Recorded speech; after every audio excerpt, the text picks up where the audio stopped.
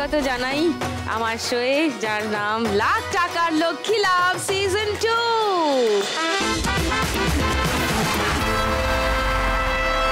যোগ ব্যায়াম প্রাচীন ভারতের এক অতীব চর্চিত অভ্যাস।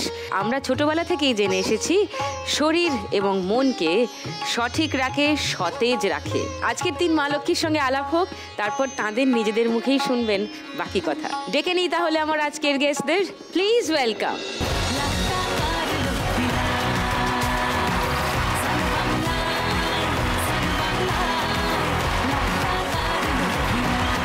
তিনজনকেই ওয়েলকাম আমার শোয়ে।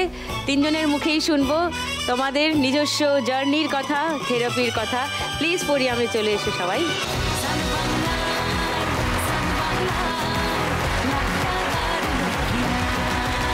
লক্ষ্মী নাম্বার 1, তিনি নিজে যোগাসন চর্চা করেন, যোগা থেরাপি করেন, বাচ্চাদের শেখান, আরো অনেক কিছু করেন। আরেকটু শুনি Chayna. Welcome to my show.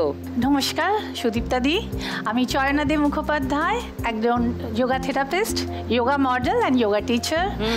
আমার নিজস্ব এক সেন্টার আছে, সূচনা যোগা সেন্টার। আচ্ছা, ওখানেই আমার সমস্ত এজের মানে ছোট বাচ্চারা আসে, 4 থেকে 12 বছর, এবং 80 থেকে 90-ও এমনও আছে মহিলারা যারা এসে কিন্তু একদম ফুল দমে ভীষণ সুস্থভাবে সুন্দর মনে যোগাসন চর্চা করছেন। 90 বছরের মানুষ যোগাসন করছেন এবং যথেষ্ট ভালো, কোনো শরীরে পেন নেই। একজন আছেন, তার মানে যোগাসন করেন বলেই 90 বছরেও কোনো পেন নেই। তিনি গত 14 বছর ধরে আমার কাছে যোগা করছেন এবং তাকে দেখে আরো অনেকে উৎসাহিত হয়ে আমার কাছে যোগাতে এসছেন।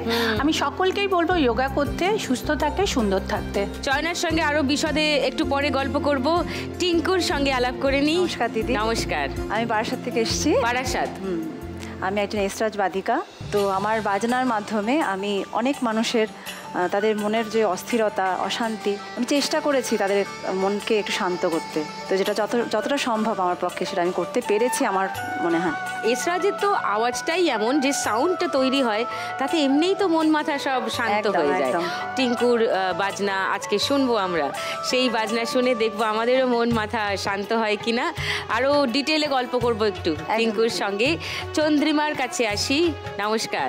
নমস্কার সুদীপ্তা দি, আমি চন্দ্রিমা। আমি একজন music therapist, holistic healer, corporate trainer, stress counsellor. আমার একটি ছোট্ট সংস্থা আছে যার নাম DSL centre. DSN, don't survive, leave.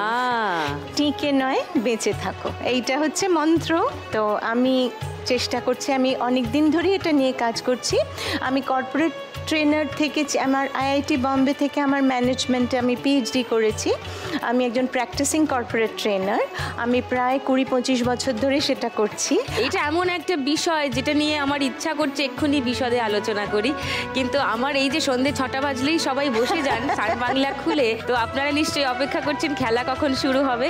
তাই গপ্পগুজব চলবে, তার মধ্যে খেলাটা শুরু করে দিই। First round